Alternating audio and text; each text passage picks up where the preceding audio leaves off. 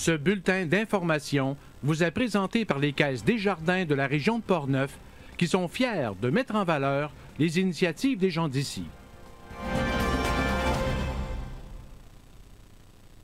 Nous sommes le jeudi 4 octobre 2018 et ici Michel Beausoleil. Voici votre téléjournal communautaire.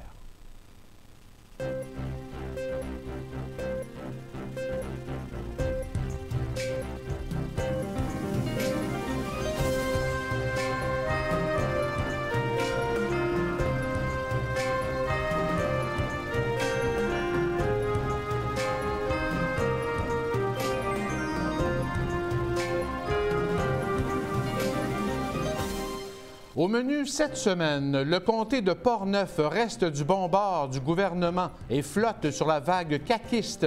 Le nouveau député Vincent Caron sera avec nous en studio. En plus d'un skatepark, Pont-Rouge se dote d'un circuit pomme-track et de vélos de montagne en milieu urbain. La Corporation des lieux historiques de Pont-Rouge et la CBJC dévoilent les gagnants du concours de photos de la rivière Jacques-Cartier. D'ex-travailleurs de l'usine de papier Ford à Ville de Portneuf se rappellent de bons souvenirs. La microbrasserie du Roquemont lance la bière Rosavie au profit de la cause du cancer du sein. Et sur la scène culturelle, l'agent de développement à la MRC de Portneuf, Eliane Trottier, sera avec nous en studio et David Alexandre nous parlera des sorties culturelles à venir. Bonne émission.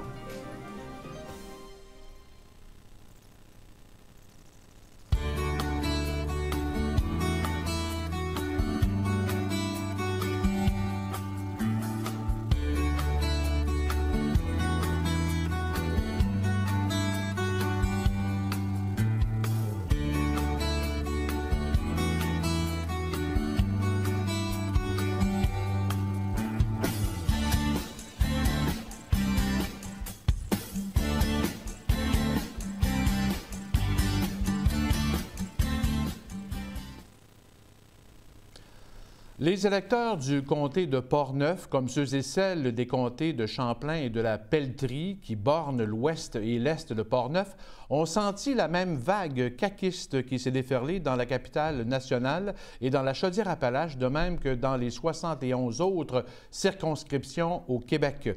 Les Portneuvois ont élu haut la main Vincent Caron de la Coalition Avenir Québec comme député de Portneuf à l'Assemblée nationale du Québec pour les 4 prochaines années. Sonia Lebel dans Champlain et Éric Kerr dans la Pelletrie se retrouvent aussi députés à l'Assemblée nationale. Et pour sa part, Éric Kerr a été réélu, mais c'est une première expérience pour l'avocate Sonia Lebel. Rappelons-le, Vincent Caron incarne une culture française et une culture québécoise, portneuvoise et raymondoise. Entrepreneur, il est copropriétaire du manoir du Lac-Sept-Îles à Saint-Raymond depuis une vingtaine d'années. Certains diront que Portneuf est encore du bon bord du gouvernement, comme il aura été avec le député sortant du Parti libéral du Québec, Michel Matte, durant ses 2 mandats.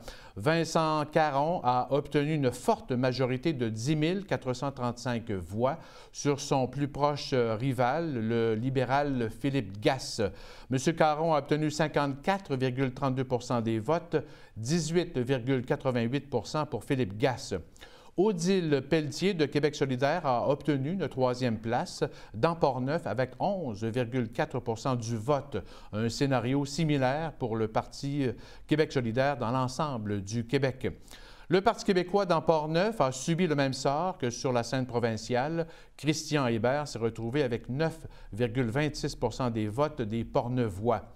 Guy Morin, du Parti conservateur du Québec, a obtenu un taux de votation de 5,18 et moins de 1 0,96 des électeurs de Portneuf ont voté pour Constance Guimont du Parti citoyen au pouvoir du Québec. Le taux de participation du vote dans Portneuf est de 70,3 70,85 dans la Pelletrie et dans l'ensemble du Québec, le taux de votation est de 66,4 au lieu des 71,4 en 2014. Finalement, replaçons-nous dans le contexte où, dans l'ensemble du Québec, la coalition Avenir Québec a fait élire 74 députés sur les 125, le Parti libéral 32, Québec solidaire 10 députés et le Parti québécois se retrouve avec 9 députés à l'Assemblée nationale. Et pour en savoir plus sur sa campagne électorale et son élection, nous avons le plaisir d'accueillir en studio le nouveau député de Portneuf à l'Assemblée nationale, Vincent Caron. Bonsoir, Vincent Caron. Félicitations pour cette nomination. Un petit velours sûrement de se faire appeler député de Portneuf à l'Assemblée nationale? D'abord, bonsoir, M. Beausoleil. Oui, en effet, mais ça, c'est quelque chose d'assez particulier à vivre. Hein. Je suis quelqu'un de très humble dans la vie et depuis quelques jours maintenant, de me faire appeler Monsieur le député, c'est quelque chose. Mais j'endosse petit à petit ces habits. Ouais. J'ai bien hâte de me mettre au travail, mais bien entendu, je suis heureux de ce résultat parce que c'est assez flamboyant, j'allais dire. Mais je pense que le travail y est pour quelque chose. Le programme que nous avons présenté à la Coalition Avenir Québec, associé à une bonne présence sur le terrain, eh bien, ont donné le résultat que vous avez décrit il y a quelques instants. Oui, parce que vous êtes en quelque sorte en campagne électorale depuis quand même un bon bout de temps, plus d'un an en fait. Est-ce que le fait que ce soit une élection à date fixe, ça aide justement une personne comme vous qui a décidé justement de se lancer en politique provinciale? Bien, dans mon cas, oui, ça a été aidant puisque, comme vous le dites, hein, M. Legault était venu annoncer ma candidature au mois d'août l'année dernière, donc moi je m'étais mis au travail de suite. Mes adversaires, les candidats aux autres partis, bien eux ont été annoncés un mois environ avant. Donc c'est sûr que tout le travail que j'avais pu fournir durant cette année, eh bien eux ont essayé de le faire, mais plus rapidement. Oui. Ils ont été très présents sur le terrain. Je les voyais aussi tous les jours, mais c'est sûr que, j'allais dire, il faut pédaler un peu plus fort quand c'est en 39 jours plutôt qu'en 52 semaines. Ouais. Est-ce que vous vous attendiez à un résultat aussi marquant dans Portneuf? Je m'attendais à... Je suivais bien entendu les sondages comme vous tous. J'entendais aussi ce que les gens nous disaient. Je m'attendais peut-être pas à faire un résultat qui soit au-delà de 50%, mais je savais que ça allait tourner aux alentours de ça. Et puis, c'est sûr, mais je vais vous avouer que les 2 ou 3 premières boîtes, M. Gass avait, je pense, une voix d'avance sur moi. Effectivement, et j'ai vécu 15 minutes de stress. Et puis après, bon, la machine était partie. Aujourd'hui, je suis heureux de constater que dans toutes les municipalités de Portneuf, j'ai été élu avec une majorité. Oui, et même dans la capitale nationale et la Chaudière-Appalaches, c'est un balayage complet. Dans le fond, sauf Québec solidaire, justement, à Québec, là. Oui, il y a 2 comtés à Québec, mais ça donne une voix forte à la capitale nationale. D'ailleurs, hein, M. Legault est venu faire sa déclaration à Québec, et donc on est bien fiers de ça. On est bien fiers que la capitale nationale soit bien représentée au sein des députés de l'Assemblée nationale. Racontez-nous votre soirée électorale. C'est sûrement une soirée très émotive. Et, vous avez fait ça avec votre groupe au club de golf, en fait, là. Oui, au Grand Portneuf. Moi, je tenais absolument à... En fait, il y a une soirée électorale qui était organisée à Québec, parce qu'il faut savoir que tous les comtés qui sont plus proches de Québec ou qui appartiennent même à la ville de Québec, bien eux avaient un bureau électoral qui était commun à eux tous. Moi, je tenais absolument à avoir mon bureau ici, dans Portneuf.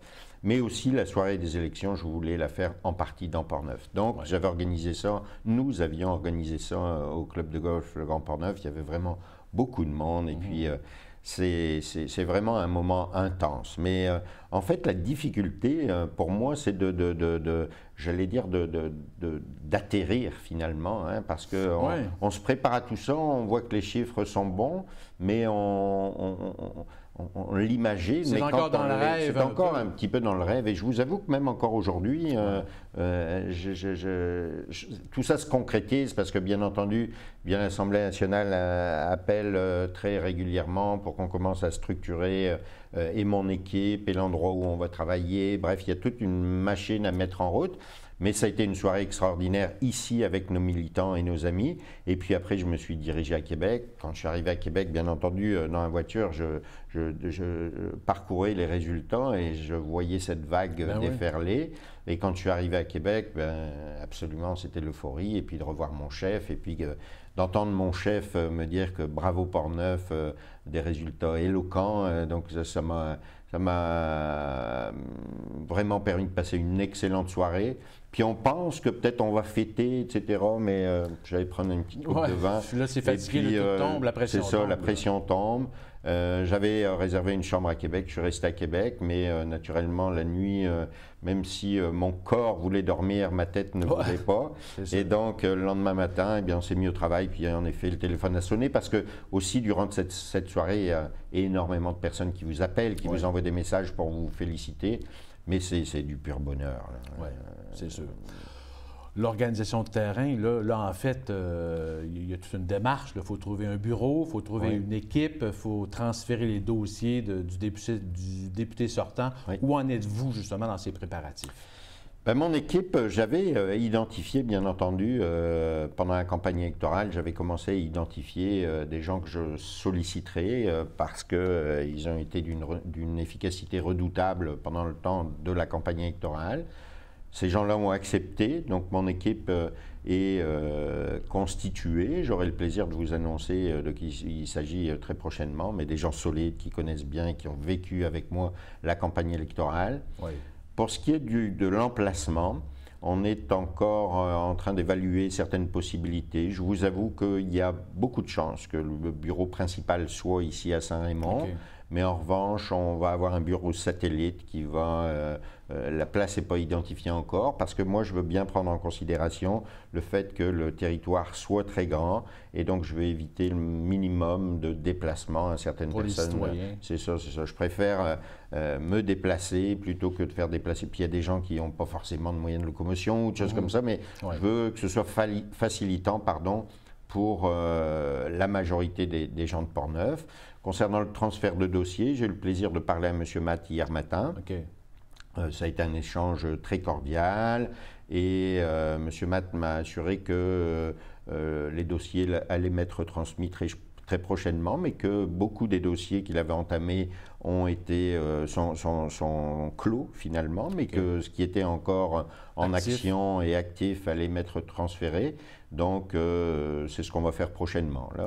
Des dossiers que probablement vous connaissez déjà d'avance pour avoir travaillé. Oui, c'est plus des dossiers. C'est sûr que on connaît les histoires qu'on a vues à la télévision où un député ne transfère pas les dossiers à un autre. C'est sûr que tous les dossiers privés, ça je comprends tout à fait ça. Les gens se sont confiés à un député puis ils ne veulent pas forcément se confier à un autre. Mais là, on parle plutôt de dossiers tels que le dossier du quai de Portneuf ou des dossiers qui sont plus globaux, j'allais dire.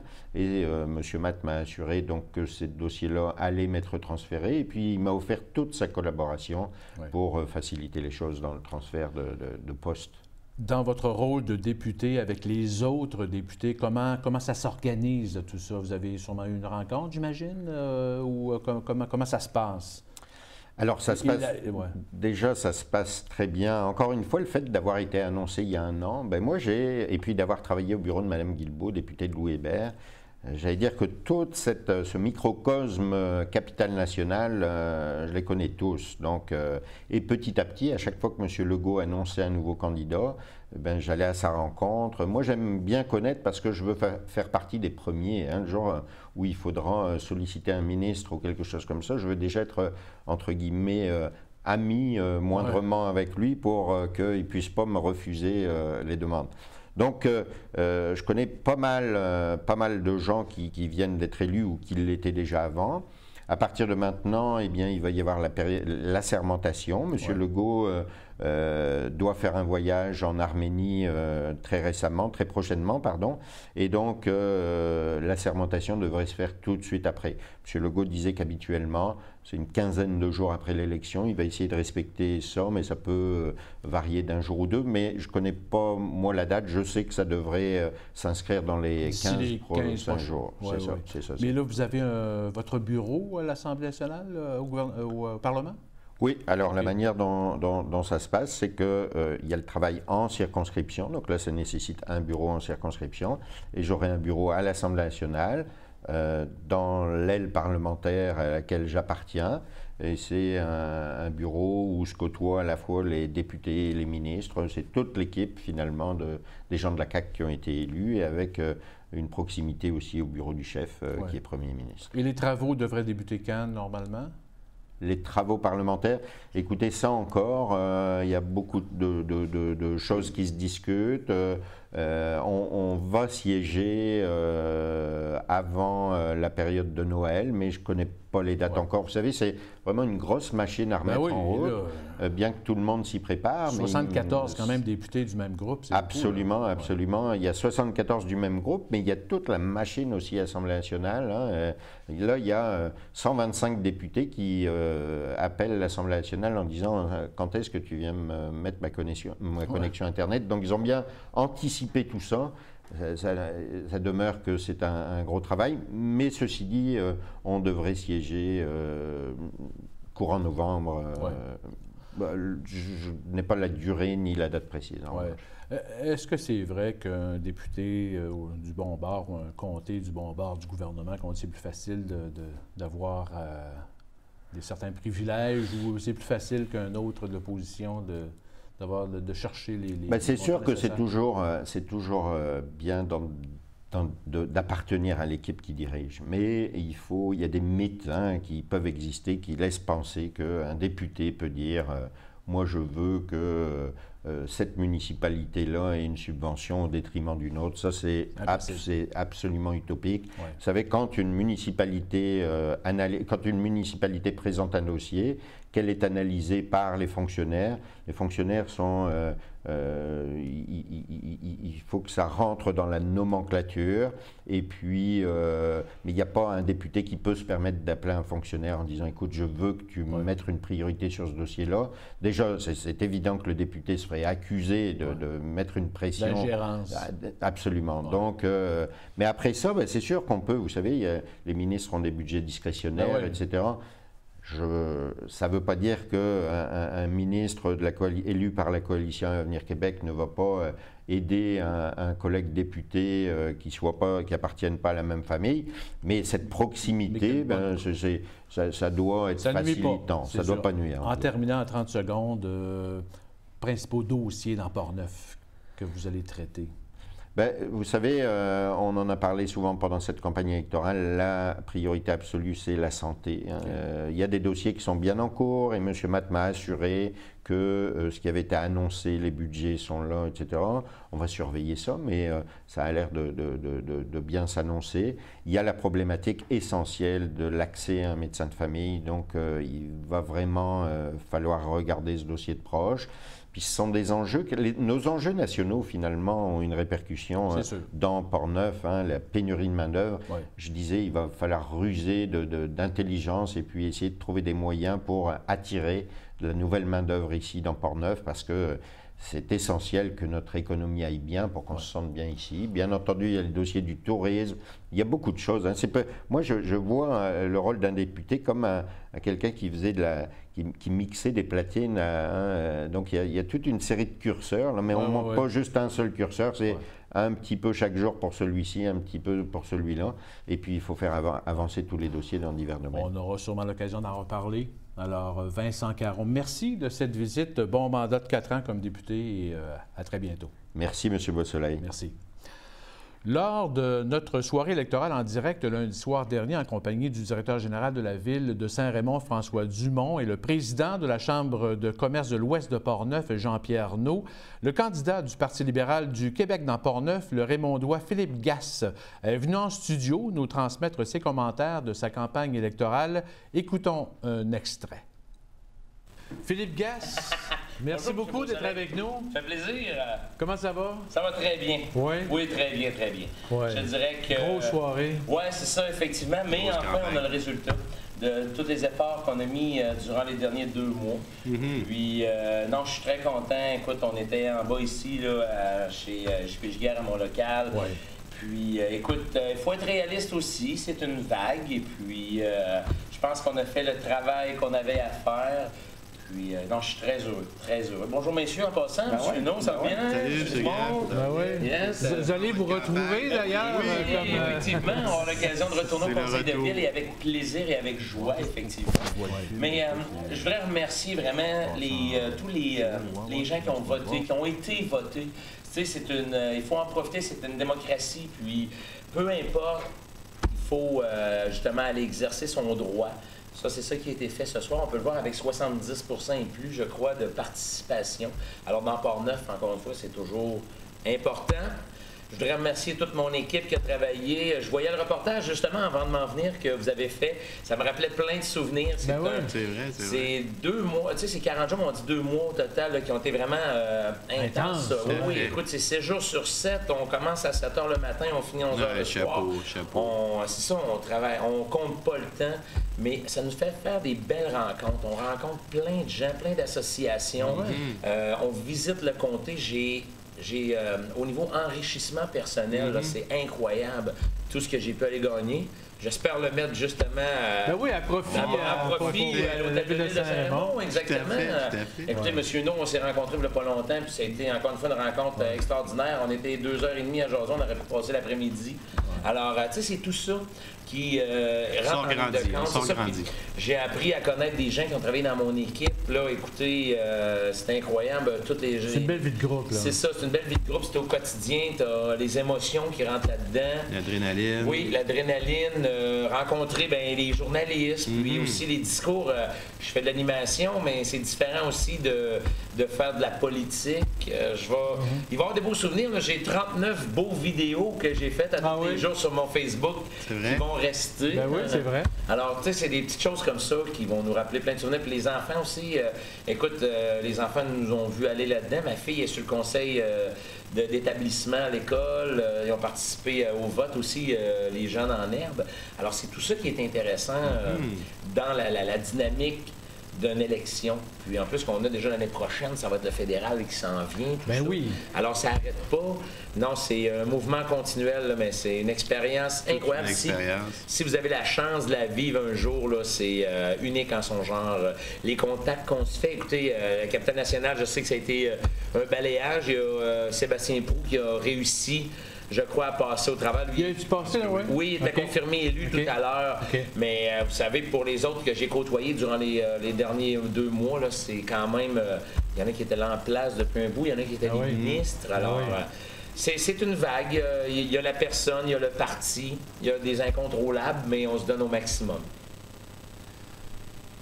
Du côté de Québec solidaire, dans Port-Neuf, nous nous sommes entretenus par téléphone avec Odile Pelletier ce mercredi matin, 2 jours après les résultats. Écoutons l'entrevue audio. Odile Pelletier, bonjour. Bonjour Michel. Comment ça va? Ça va avec un rhume. La fatigue m'a rendu peut-être vulnérable, mais voilà, mais ça va très bien. À part ça, je suis très contente, très satisfaite des résultats. Je m'étais mis un objectif d'atteindre au moins 5 %, qu'à 10, je serais super heureuse. Puis là, je suis à 11, quelque chose, alors je suis très contente. Puis je suis rendue quand même le 3e parti dans Port-Neuf, ce qui est vraiment super. Je suis très contente. Oui. Rappelle-nous comment tu as vécu cette soirée électorale. Moi, je suis allée à Québec parce que je savais que normalement, on devait faire au moins un gain à Québec avec Catherine Dorion et peut-être 2 avec Sol Zanetti. Et finalement, mon Dieu, ça a été une soirée très dure en émotion parce qu'au début, ça avait l'air un peu décourageant parce que les résultats n'étaient pas sortis. Là. Ça avait l'air qu'on n'avait pas beaucoup de... Mais plus la soirée avançait, là, c'était vraiment une atmosphère survoltée. J'ai d'ailleurs essayé d'appeler à CGSR, mais il y avait beaucoup trop de bruit dans la salle. C'était vraiment une belle soirée qui m'a fait pleurer. Je suis très contente. Catherine Dorion, c'est une personne qui m'a influencée à me dire que je pouvais me présenter en politique. Elle a gagné à Québec, Sol Zanetti aussi. Puis en plus, il y a une fille qui a réussi en région, à Rouyn-Noranda, à rentrer. Fait que Québec solidaire est vraiment un parti qui peut être partout sur le territoire québécois. Puis ça, j'en suis vraiment fière et contente. Oui. Qu'est-ce que tu retiens personnellement de cette campagne électorale? En fait, moi, ce que j'ai beaucoup aimé, c'était vraiment la rencontre de la population parce que souvent, les gens étaient comme un peu fâchés par rapport à la politique. mais finalement, quand on jasait et qu'on réussissait à aller en dessous de le petit côté qui ne voulait pas nous parler au départ, on se rend compte que, dans le fond, c'est parce qu'il y a des choses qui les insatisfont, qui sont pas contents. Et puis, mais ils ont le goût, dans le fond, que ça change, mais il y en a des fois qui ont comme lâché prise. Moi, en tout cas, je vais revenir encore avec les proportionnels. Là, le parti qui est rentré au pouvoir a dit qu'il les ferait. J'espère que ça va se faire parce que dans ce temps-là, on peut vraiment voter pour nos convictions, pour nos valeurs, pas par stratégie. Puis ça, c'est super important. Ça va aider les gens à retourner voter, j'en suis convaincue. Alors, ça, je retiens ça. Et je retiens aussi, l'autre aspect que je retiens beaucoup, c'est vraiment les gens que j'ai rencontrés qui travaillent, particulièrement dans des organismes, ou les cultivateurs aussi, tous ceux que j'ai rencontrés qui travaillent sur le terrain, la beauté de leur dévouement, leur conviction sur ce qu'ils peuvent faire dans Portneuf. Et ça, vraiment, je vais toujours le remettre de l'avant. C'est important d'aider ces gens-là, les organismes, les petites entreprises, les cultivateurs, parce que sans eux, ça irait pas très bien, je crois, dans Portneuf. Puis des fois, je trouve qu'on oublie cet aspect-là.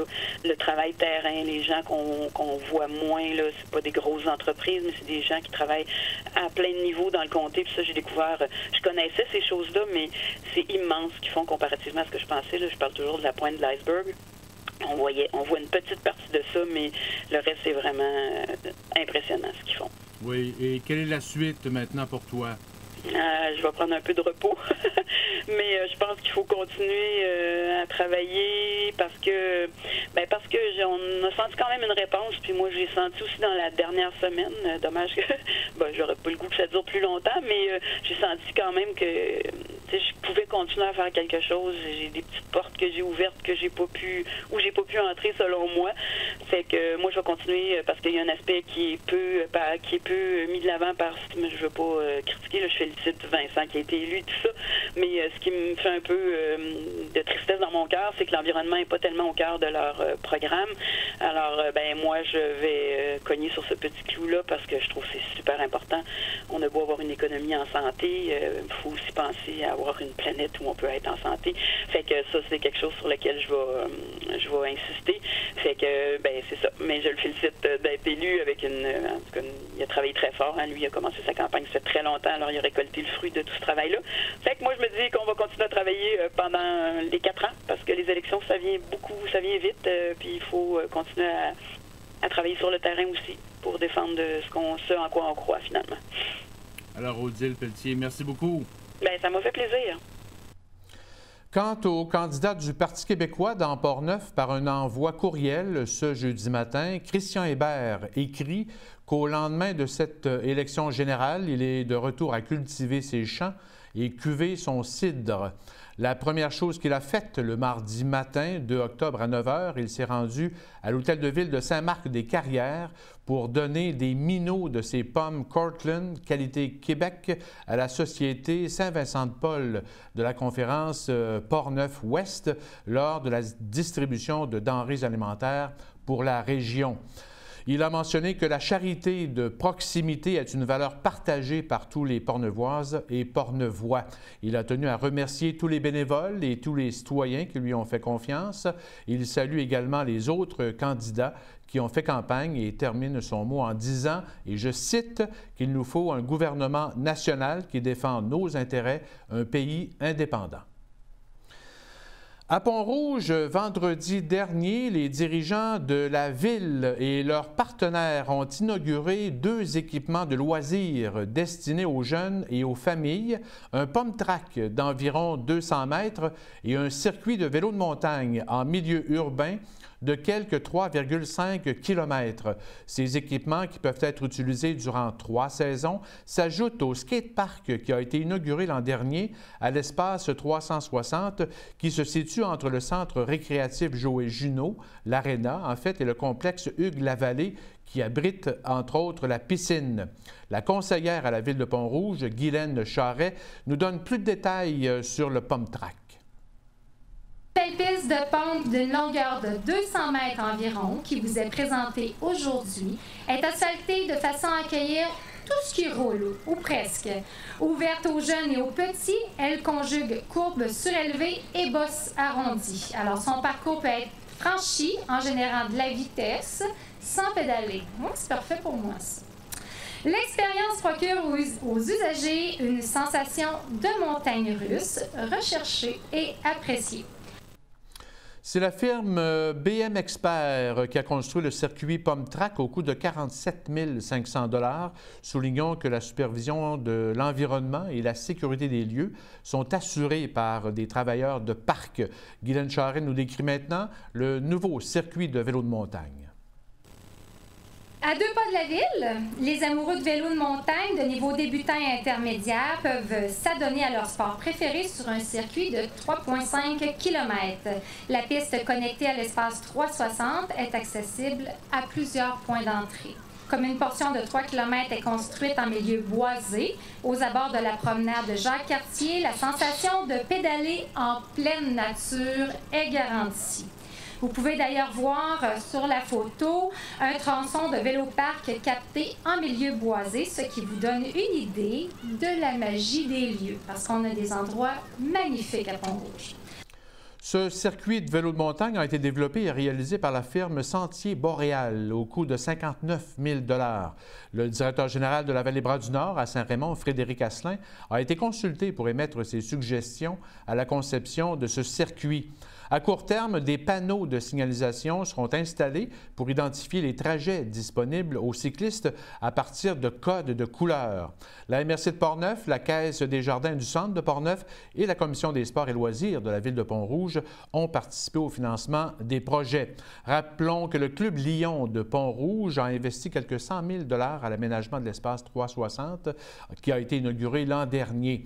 Le maire de Pont-Rouge, Ghislain Langlais, a souligné la réputation de Pont-Rouge comme une ville en santé. Toujours à Pont-Rouge, cette fois au Moulin Marcoux, samedi, on a dévoilé les gagnants du concours de photos organisé conjointement par la Corporation des lieux historiques de Pont-Rouge, qui regroupe la gestion et le développement du Moulin Marcoux et de la Maison des Ries, et par la Corporation du bassin de la Jacques-Cartier, la CBJC. Il s'agissait de la 3e édition du concours de photos lancé sous le thème « Lumière sur la Jacques-Cartier ». Le premier prix a été décerné à Damien Foxall, une photo en hiver. Sophie Hervouet a obtenu le prix coup de cœur pour sa photo aussi en hiver et une mention spéciale a été décernée à Frédéric Roykens. Les organisateurs prévoient reconduire le concours de photos pour une 4e année l'an prochain. Le dimanche 30 septembre dernier, au carrefour municipal de la ville de Portneuf, se tenait un déjeuner-causerie en compagnie d'ex-travailleurs de l'usine de papier Ford qui a été acquise par la famille Ford en 1886 jusqu'à sa vente à Metro Paper Industries au début des années 2000. Une faillite a obligé la famille Ford à fermer l'usine en 2003. On comptait quelques 200 travailleurs. On y fabriquait différents papiers spécialisés, papier toilette, papier ciré, papier décoratif, filtre à café, papier tapisserie et même du papier crêpé brun, buvard qui servait aux soldats de l'armée canadienne pour prendre leur douche. On estime à plus de 300 sortes de papier à l'usine qui comptait 6 machines à papier. Ce déjeuner-causerie autour d'une table ronde animée aura permis à d'ex-travailleurs de raconter des anecdotes qui ont marqué leur vie en usine et au moulin. Écoutons 2 anecdotes d'un ex-travailleur. Travailler au Grand Moulin, je ne sais pas si vous avez fait le sous-sol du Grand Moulin. Vous avez sans doute vu un gros tuyau de 8 pieds de diamètre. Il était rassemblé avec des boulons. Ça, c'était l'entrée de la turbine qui faisait fonctionner le broyeur à guenilles. Oh. On avait le pouvoir électrique Glenford de Sainte-Christine qui alimentait le Grand Moulin dans le temps. Et puis, quand l'eau montait trop au-dessus du barrage à Sainte-Christine, on avait un téléphone en direct. On avait un buzzer qui nous avertissait d'arrêter un moteur électrique parce qu'il n'y a pas assez de pesanteur d'eau sur la turbine, tout passait par-dessus le barrage. En 1968, c'était le centenaire de la compagnie. Et Joseph Ford, qui était président de la compagnie, invitait tous les employés du personnel de soutien à son bureau. Il nous téléphonait, puis là, il nous remettait à l'occasion du centenaire une pine en or j'ai ici. Puis, on a fait ça un lighter. Dans ce temps-là, tout le monde fumait. C'est ce qu'on avait comme cadeau. Il faut dire que l'histoire de la ville de Portneuf est directement reliée au fleuve Saint-Laurent et à l'exploitation forestière par ses moulins à scie, son chantier de construction navale et son moulin à papier.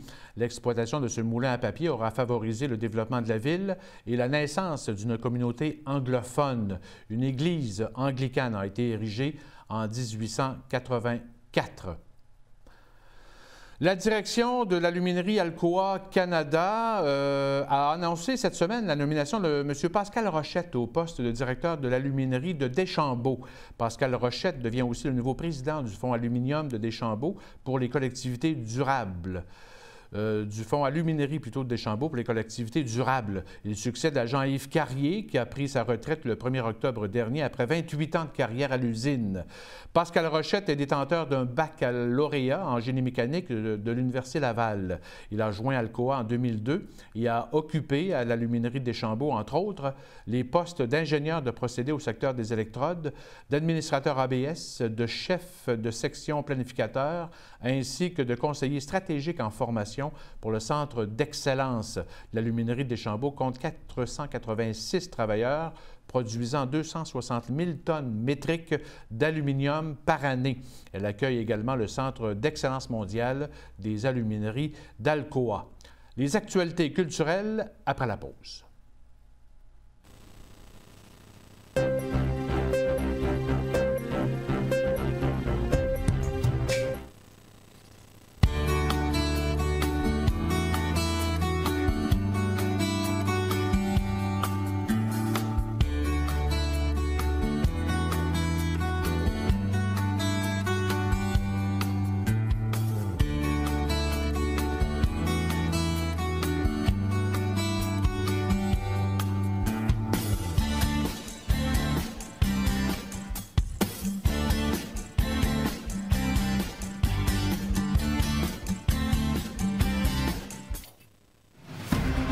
Ce bulletin d'information vous est présenté par les Caisses Desjardins de la région de Portneuf, qui sont fiers de mettre en valeur les initiatives des gens d'ici.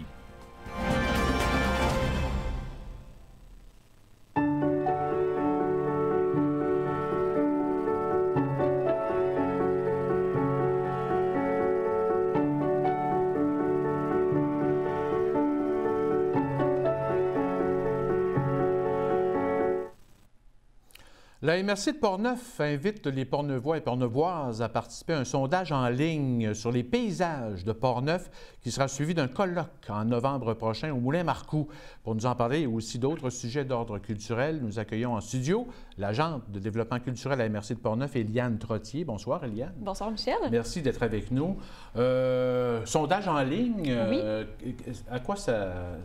Qu'est-ce que c'est en fait le sondage? En fait, c'est une démarche en deux temps, comme tu l'as dit, une première étape qui est le sondage et une deuxième qui est le colloque. Dans la première étape, l'objectif, c'est de faire ressortir les préoccupations citoyennes au sujet des paysages, bien entendu. Le sondage se déroule en deux temps. En fait, au début, il y a une petite introduction là, pour envoyer un peu de matière là, aux citoyens pour cerner le sujet. Mais ensuite, on les sonde sur des éléments qui concernent leur propre municipalité de résidence, puis dans un deuxième temps, sur toute la région de Portneuf. Okay. Après, les résultats, évidemment, vont servir à préparer le colloque. Donc, le colloque servira à aller plus loin en discutant de vive voix à partir des résultats du sondage.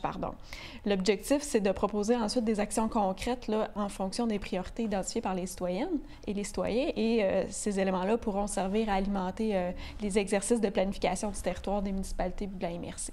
Qu'est-ce qu'on entend par paysage? C'est une très bonne question. En fait, c'est très vague et on le laisse vague dans le cadre du sondage parce qu'on ne veut pas fermer la porte à des préoccupations qui peuvent concerner, par exemple, des paysages urbains. Donc, voilà un type de paysage. Ça peut être aussi des paysages agricoles.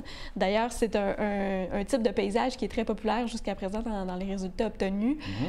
C'est vraiment, dans le fond, la notion de voir et d'être vu aussi parce que ça peut être un des éléments éléments nommés dans le cadre du sondage. Donc, des choses qui peuvent être trop vues ou pas assez, où on voit pas assez bien telle chose, où on voit bien, donc c'est positif. Donc, il y a un peu de tout, dans le fond. Là. La porte est ouverte. Oui, mais le but fondamental, c'est de préserver nos beaux paysages à Portneuf? Oui, évidemment. Dans le fond, il y a plusieurs questions qui tournent autour de ça. Quels sont vos paysages préférés, par exemple, les paysages que vous jugez les plus significatifs pour notre région, donc qui font sens pour notre collectivité.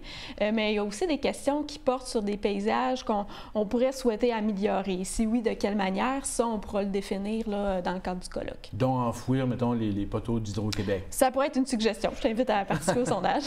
Ce sondage-là, il est disponible où? Sur le site portneufculturel.com. Donc, tout de suite en arrivant sur la page d'accueil, il y a un bouton, on clique, puis on se retrouve dans le sondage. Donc, ça prend quelques minutes quand même, puis il faut prendre le temps de réfléchir pour répondre aux questions. C'est pas un sondage là, qu'on fait nécessairement en 30 secondes là, en réchauffant quelque chose au micro-ondes. Il faut prendre le temps d'y penser, s'asseoir. C'est pas un exercice là, qui prend 2 heures non plus. Là. Ouais. Parlons du colloque. Qui participe à ce colloque? En fait, c'est encore une fois un exercice destiné aux citoyens. C'est une formule qui reprend un peu celle qu'on avait utilisée il y a 2 ans pour faire un colloque sur le patrimoine bâti. Donc, c'était vraiment destiné aux citoyens. Les gens étaient invités à participer. Bon, il y avait une partie plus introductive, puis il y avait aussi des ateliers selon le choix des citoyens. Donc, présentement, je suis en train de préparer la présentation, la programmation de cette journée-là. Et c'est une formule similaire qui sera utilisée. Là. Donc, c'est-à-dire qu'on pourra séparer les gens pour faire éclore des discussions. On attend à peu près combien de personnes? Écoute, c'est difficile à dire c'est très difficile à dire pour l'instant. Il faut aller jusqu'à combien, mettons? J'ai pas fixé de limite, mais la dernière fois, là, il y a 2 ans, il y avait eu près de 60 personnes, donc j'imagine que ça pourra tourner dans ces eaux-là. Puis un panel, justement, il y a des gens... Oui, on pourra faire... Dans le fond, on va aussi introduire, encore une fois, comme dans le sondage, un peu de matière pour s'assurer que tout le monde soit au même niveau aussi, là, pour favoriser les discussions. Ouais. Et ça, c'est quand et où? C'est le 10 novembre prochain au Moulin-Marcoux à Pont-Rouge. Exactement. Au Moulin-Marcoux à Pont-Rouge? Oui. Alors, les gens, donc, on invite les gens à consulter le sondage. Jusqu'à quand, à peu près? La date pour remplir le sondage, la date limite, c'est le 1er novembre, mais on laisse jusqu'au 5 quand même aux gens pour s'inscrire au colloque si jamais ils ne l'ont pas fait. On peut s'inscrire au colloque dès le départ en remplissant le sondage. À la fin, il y a une formule précisée pour ça. Mais il y aura aussi une autre manière, là, plus tard, quand je vais sortir la programmation, là, il y aura un formulaire spécifique à l'inscription au colloque. Parce que ce concept, justement, de conserver nos beaux paysages, c'est un programme qui existe dans la capitale nationale aussi, là, un peu partout dans... Est-ce que ça existe aussi ailleurs, Chaudière-Appalaches ou... Oui, dans une certaine mesure. C'est sûr que c'est différent selon les régions parce que ça dépend des priorités que les régions mettent de l'avant. Nous, dans la région de la capitale nationale, on est plusieurs MRC à s'être assises ensemble pour, dans le fond, établir une entente spécifique sur la question des paysages. À l'époque, c'était chapeauté par la CRI. Maintenant, on le fait de manière plus autonome. Là. En fait, c'est le développement Côte-de-Beaupré qui prend beaucoup l'initiative de coordonner cette démarche-là. On participe, nous, la MRC de Portneuf, bien entendu. Il y a aussi la MRC de l'Île-d'Orléans, la Côte-de-Beaupré, Charlevoix et Charlevoix-Est. Donc, ensemble, là, on établit des priorités régionales, mais aussi on laisse de l'espace pour les projets plus régionaux comme celui-ci là, dont je parle ce soir. Oui. Parlons maintenant d'un autre projet qui est en cours dans Portneuf. En fait, c'est un concours de photos. Oui. Qui s'adresse à tout le monde, en fait, dans le cadre des ouvrages de Portneuf, 4e année. C'est quoi exactement? Oui, encore une fois, un projet dans le cadre duquel on s'adresse à la population. Comme tu l'as dit, c'est le début de la 4e édition des ouvrages de Portneuf. Donc, chaque année, là, depuis maintenant 4 ans, à la MRC, on initie un projet en patrimoine immatériel sur un thème différent. Et cette année, c'est le canot à glace qui a été identifié. Bien entendu, l'alliance est naturelle avec la course de la banquise qui se déroule à Portneuf. Puis, dans ce cadre-là, on développe, comme par les années précédentes, toute une programmation là, autour de cette thématique-là. Pour l'instant, il y a une seule activité qui est dévoilée, c'est le concours photo. Ce concours-là, dans le fond, va servir aussi à créer une ambiance autour du site pendant la fin de semaine de la course de la banquise. On invite les gens à nous soumettre des photos.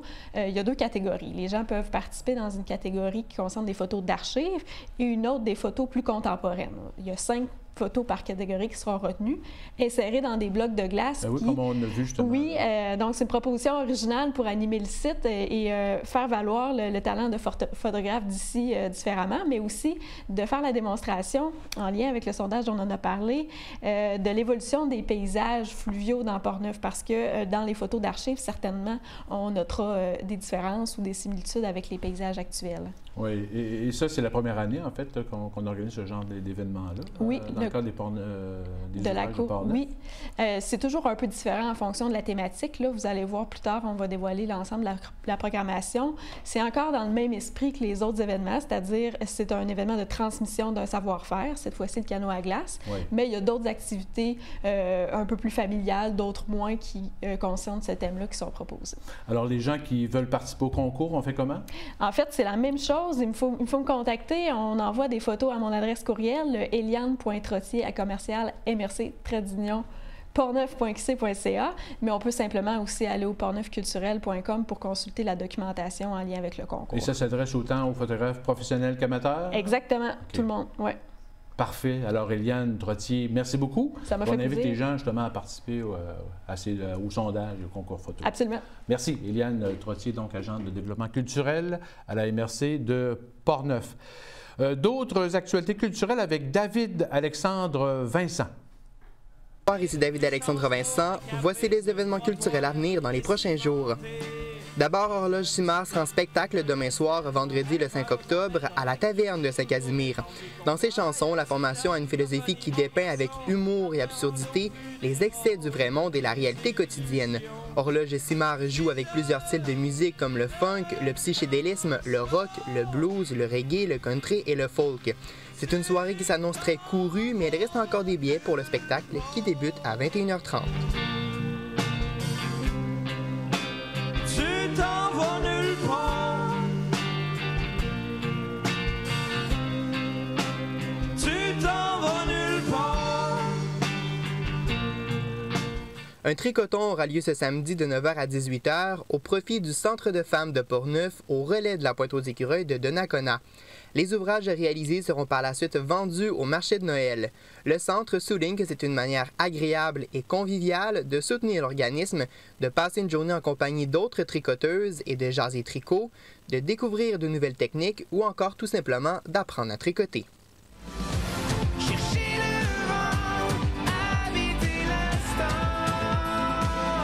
Le populaire chanteur québécois Ludovic Bourgeois sera en prestation ce samedi à la salle Luc Plamondon de Donnacona.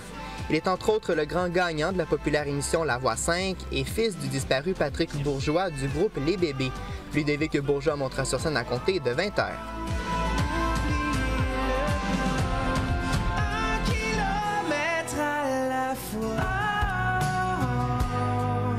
Ce soir on change les rôles, ma main sur ton épaule.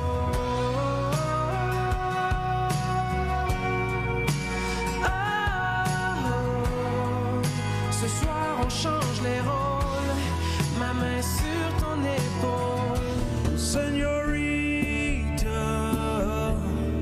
dancing in the moonlight. Dimanche, le 7 octobre, c'est le spectacle d'Harry Manx à la Taverne de Saint-Casimir. Il vous propose un tour du monde avec de la musique inspirée du blues du sud des États-Unis et de la musique classique indienne. Harry Manx compte à son actif de nombreuses tournées aux quatre coins du monde et sa réputation sur scène lui ouvre les portes de festivals internationaux prestigieux et aussi des clubs de blues parmi les plus réputés sur la planète. Donc vous aurez la chance d'assister au spectacle d'Harry Manx à la Taverne de 20h à 23h ce dimanche.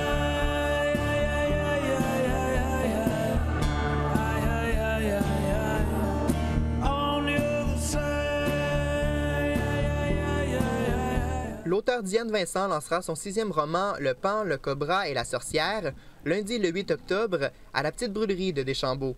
Dans ce nouveau roman policier, on pourra suivre les aventures de Josette Marchand et de Vincent Bastianello. L'auteur explore différents aspects de la tension entre l'intimité et la distance, entre le pouvoir et la soumission, lorsque des croyances se présentaient comme rédemptrices. Le lancement se fera de 15h à 17h. Et en terminant, le prochain match de la Ligue d'improvisation de Portneuf aura lieu mercredi prochain, le 10 octobre, à 19h30 au Moulin Marcoux de Pont-Rouge. 2 heures de plaisir et de rire qui vous sont offerts au coût de 2 $. Sur ce, bonne sortie culturelle.